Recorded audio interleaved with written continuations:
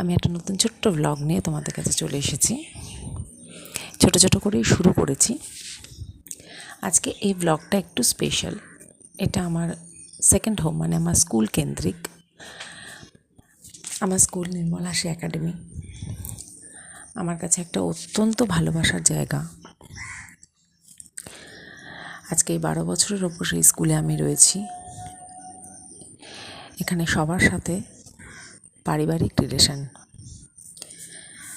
ছোট ছোট বাচ্চারা যে আসে, ওদের সাথে সময় কাটাতে বড্ড ভালো লাগে।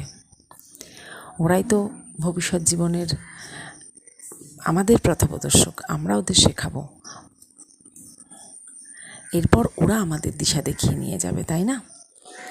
তো কথা না বাড়িয়ে একটা বলি, কালকে আমরা স্কুলে green day or environment day, যেটাই বলো সেটাই পালন করেছি। 5 জুন আমাদের এনভায়রনমেন্ট ডে থাকে। তো আমাদের সেই সময় গরমের ছুটি ছিল বলে আমরা সেলিব্রেশনটা করতে পারিনি।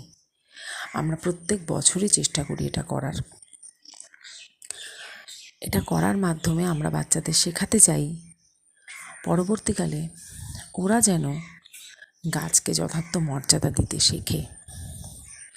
একটি গাছ একটি প্রাণ, এটা আমরা জেনে আসছি, কিন্তু বাস্তবে আজকের দিনে দাঁড়িয়ে কটা মানুষ এই জিনিসটাকে মানে তোমরা বলতে পারো?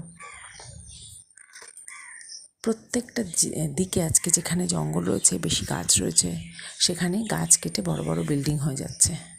তার এফেক্ট তো আমাদের পরিবেশের ওপর পড়ছেই। আমরা বুঝতে পারছি আমাদের ভেতর কীরকম হয়ে যাচ্ছে, সব কিছুই আমরা ফিল করতে পারছি।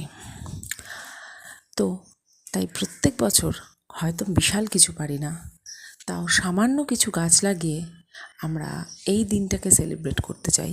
ওদের মনে দাগ ফেলে রেখে যেতে চাই যে না, ওদেরও পরবর্তীকালে এই কাজটা করা বাঞ্ছনীয়।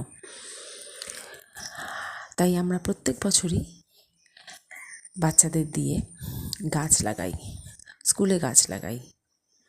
চেষ্টা করি